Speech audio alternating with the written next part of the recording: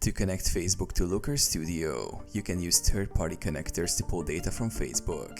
Here's how to do it. Choose a Facebook data source. Facebook offers various data for reporting. Facebook Ads data, Facebook Insights. You can't connect directly from Facebook to Looker Studio, so you will need a third-party connector like Supermetrics, Windsor.ai or Report Garden. Set up the connector. Go to Looker Studio. Visit Looker Studio and log in. Create a new report.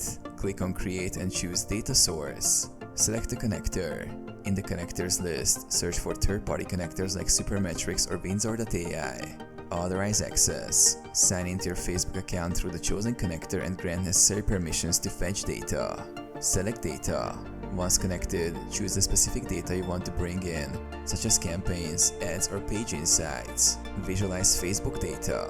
After setting up the connection, drag and drop the metrics and dimensions into the report for analysis. You can now create visualizations like charts, tables, and graphs based on Facebook data.